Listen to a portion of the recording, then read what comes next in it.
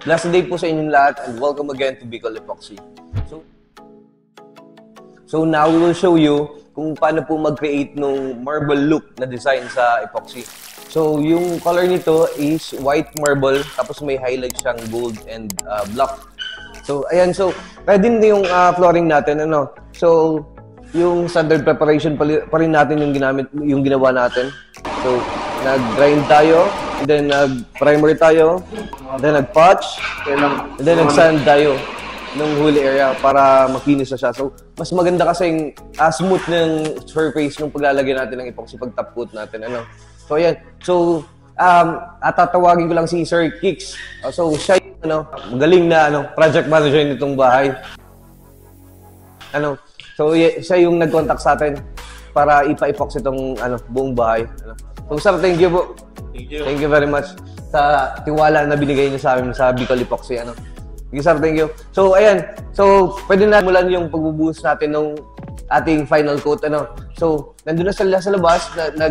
Ready na sila mag-mix ng ating epoxy ibubuhos dito. So, yung base yung una, yung base na white, yun yung base natin. So, spread ulit natin siya sa whole area. So, ito pala, medyo pahaba kasi yung area, medyo mahaba. So, dinivide natin to sa 3 areas. Magmi-mix tayo, 3 batches. So, dinivide ko siya sa 3 areas. So, nag-mark na din tayo dito. Hanggang dito tayo magbubuhos ng first batch natin. Tapos dyan sa gitna. Then dun sa dulo, palabas na tayo. So, yan. So, simulan na natin. So, andito na yung ating mix epoxy. So, ibubuhos na siya ni Sir Kicks. So, ang buhos natin is paikot muna dun sa mga corners. Kasi magkakating tayo dun sa mga corners. Arap na kasi.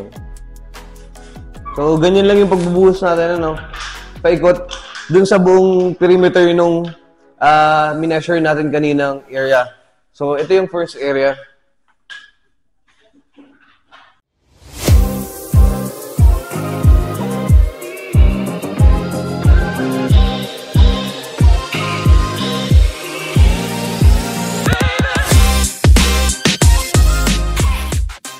So, nabuhusan natin, binuhusan ni Sir Kicks dun sa perimeter nung area-ang sinupat natin kanina.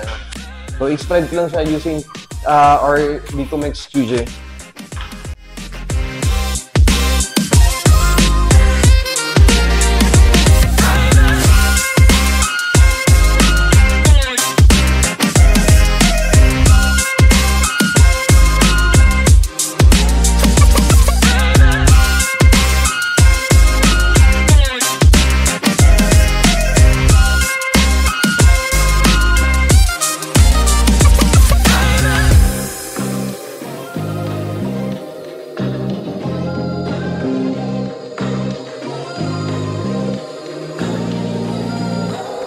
So, na-spread na natin yung ating epoxy, yung base color natin na white.